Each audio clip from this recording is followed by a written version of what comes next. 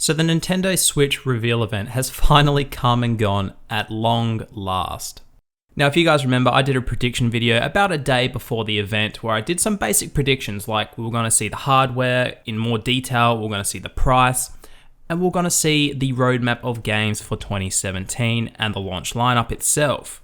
And then I had a couple more predictions at the end of the video that I wasn't really sure about, but I threw them in anyway. And those were, I thought we'd see some kind of online service coming from Nintendo, and I thought they might go into more detail about that. And I was also hoping that they'd go into a bit of detail about how their online eShop would work and what software would be available at launch through that eShop. And to be honest, all of these rumors, bar one, actually came to fruition. So you'd be thinking, awesome, you must be stoked you got what you wanted from the event, but that's not necessarily true. While a lot of these predictions came true, they didn't happen in the same caliber and bedazzle and bang that I thought they would.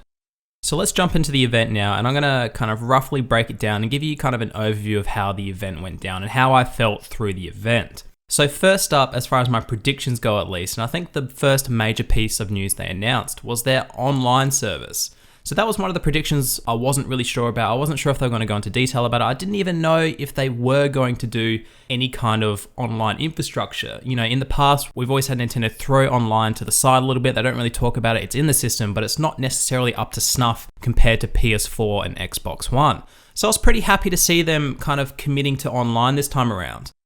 Now, they didn't really have many details about it. They couldn't really tell us much. However, they did tell us it was going to be a paid online service, which in my mind, it sucks I have to pay for a third online service, but if it means I'm hopefully going to get a superior service to what the Wii and the Wii U had, then I'm okay with that, and I'll wait and see how it pans out with my fingers crossed.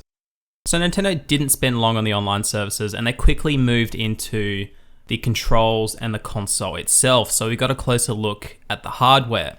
And not surprisingly, and like I said in my previous prediction video, they didn't dive into any technical specifications whatsoever. And they didn't even really spend much time on the tablet itself. I guess there's not really that much to talk about as far as the tablet goes if you're not talking about specs. It's pretty much a screen that you carry around.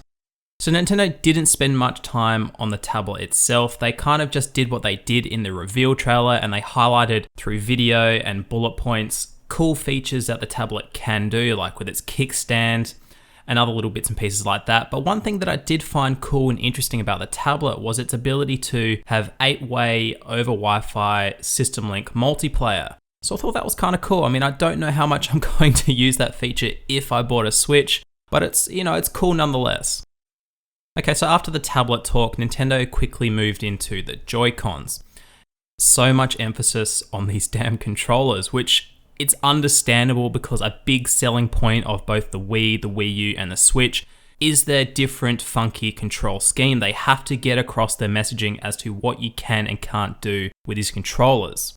Now, they're called Joy-Cons. These are the controllers that snap onto the sides of the tablets. And basically, in a nutshell, the vibe that I got from these controllers is they seem to be basically the evolution of the Wiimotes. So after the introduction to these Joy-Cons and after they went through and detailed the physical layout of the controllers, as far as the buttons and the joystick goes and how they can connect together, how they can be used separately with a friend, how they can snap together on a grip and be used as a traditional controller, after they went through all the ins and outs of the hardware of the Joy-Cons, they then moved heavily into the motion controls of the Joy-Con. And for me, this is where I switched off and went, really? Are we doing motion controls at this level and capacity again? Do we have to? Do we have to do it again? And this is why I said previously that they felt like the evolution of the Wiimotes. Basically, in a nutshell, it feels like Wiimotes that you're snapping onto the side of the Switch. Now, I don't care about motion controls whatsoever. Now, I can live with a console that has motion controls as long as it's not thrown in my face and I'm not required to use the motion controls, which I don't think is going to be the case like we saw with the Wii. And I think they even moved away from that again with the Wii U, with the gamepad. So I'm happy to say that I don't think we're going to have it forced down our throat. I do, however, think we're probably going to get a lot of shovelware motion control games, which leads me to my next point. This is how they demoed the motion controls. Through 2 games, one called Arms, which was a motion control kind of boxer where you could sling your fists off like they were on giant slinkies. And then we had Switch 1, 2, which is basically kind of a party game which uses the motion controls. Now for me, I don't really care about motion controls like you've already picked up on, so these games meant jack shit to me, and I really do question how much people actually care about motion controls in 2017, and whether or not Nintendo are making a mistake to have so much focus on motion controls again. But anyway, we'll wait and see how that one pans out. Okay, so after a solid 20 minutes of the event, Nintendo finally decided to move on and away from the Joy-Con, and then they decided to step into more about the games, which thank God finally we're up to the games. And this was the point in the event that I was hoping Nintendo would redeem themselves with. While the Joy-Con stuff was cool, didn't really care about the motion controls, I was hoping that we'd now just get the bucket load of games and the roadmap for 2017. And that wasn't really the case. We didn't get a look at a solid launch lineup. We did get a few gems that were hidden in there, like we know Breath of the Wild is coming to the launch lineup. But other than that, Nintendo didn't really confirm what was for the launch lineup. So I was kind of left scratching my head like, what is going on, Nintendo? And I was actually forced to do some research after the event, and I found out that really the launch lineup is slim pickings. In my opinion, the only reason you have to get a Switch at launch is Zelda Breath of the Wild. You know, unless you like Dance 2017, FIFA, or Skylanders, nobody really has a reason to pick a Switch up at launch. So that was disappointing that they didn't have more on offer for the launch window. Kinda sucks, and I have read since that this is apparently their weakest launch lineup out of the Wii, the Wii U, and the 3DS, so that is pretty worrying for me. And here's my thought process behind that worry. How long have Nintendo had to prepare for the Switch launch? How many years has the Wii U been a dead or best case scenario, a failing system? Why have they not got all of their ducks in a row? Why haven't I got plenty of Nintendo first-party IPs at launch with a good mixture of third-party games?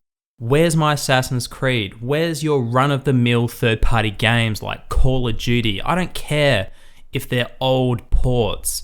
Get those games onto your system. Where is your launch lineup?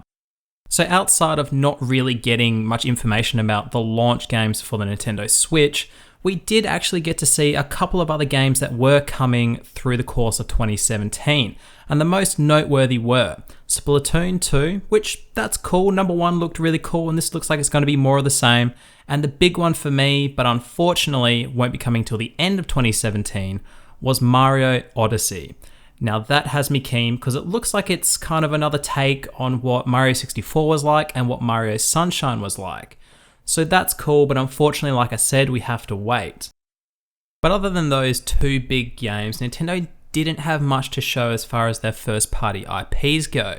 So then we transitioned into the third-party support. Now this is where I had my fingers crossed that we were going to get some third-party bombshells coming towards middle of the year or the end of the year in the holiday season.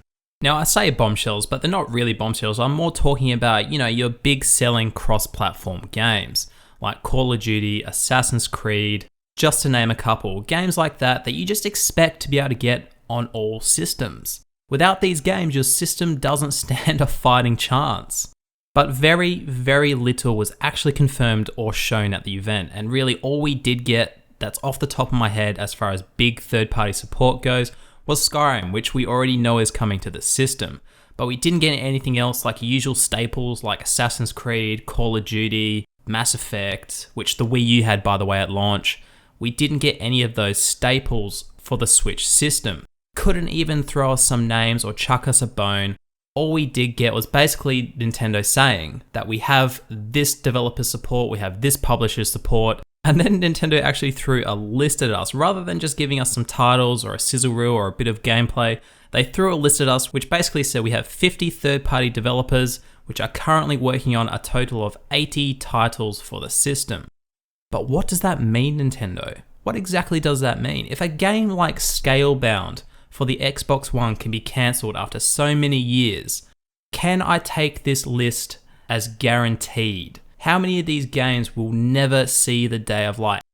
I'm not going to take this list with much faith or value. I'm going to take it with a huge pinch of salt and take it as a best case scenario.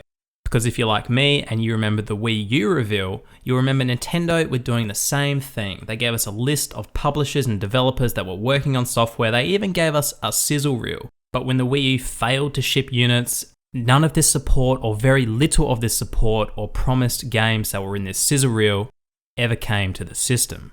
Now, I'm not saying that's definitely going to be the case with the Switch. I'm just saying approach this list with salt and caution. Don't get your hopes up yet until we start getting release dates and confirmed titles. Now, it's not all doom and gloom as far as the third-party support goes. They did have some third-party support and even some representatives from these third-party publishers come up on stage and pledge their support. We had a guy from Sega and we had a guy from EA promising FIFA. And we did get a handful of trailers and a little bit of gameplay, but these games were more JRPG-ish and probably aimed at Asian markets rather than Western markets. So it wouldn't really necessarily appeal to you and I unless you're really into that kind of stuff. And to be honest, that's basically about the event in a nutshell, at least from my point of view anyway. And one thing you probably noticed that I left out is the system's price.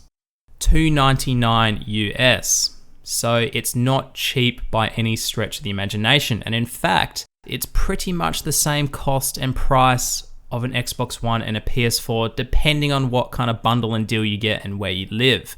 It's not undercutting those systems by any means or stretch of the imagination. And Nintendo could have had a redeeming factor with a coming bundled, I don't know, with an extra controller, an extra set of Joy-Cons, or some games at least. Maybe you could get the higher capacity storage. Oops, did I say storage? Did I forget to mention that the system also only comes with 32 gigabytes of internal memory? Now that may or may not be a deal breaker for you depending on how you want to purchase your games.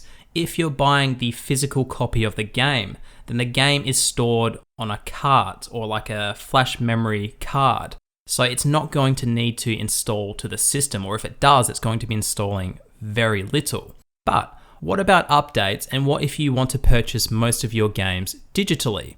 Now, if you look at the Xbox One and you look at the PS4, games digitally consume a very, very large amount of space. We're talking about one game can easily exceed 32 gigabytes. So if you are planning on doing that, you have to go out and buy yourself an SD card, which is more money you have to fork out on top of the system's $299 US retail price. And SD cards, while they can be picked up at a fairly affordable price, if you want one with large capacity, that's reliable in a good brand with good transfer speeds, then they're not cheap. Okay guys, let's wrap it up. And as you can probably tell, I'm no longer sold on the Nintendo Switch. And to be honest, all Nintendo had to do to get a buy from me for the Switch was deliver the games. Like I said in my prediction video, lay me a roadmap through 2017 filled with quality games. And Nintendo, you've had time. You've had time to line up 2017. Where are the games? What can we expect in 2018? How do you expect anybody other than the die-hard Nintendo fans or a few casuals and maybe some mums and parents buying it for their kids? How do you expect the rest of the market, being the hardcore to semi-casual, how do you expect us to invest in a Switch when it hasn't even got the games again? We're in the same boat as the Wii U already.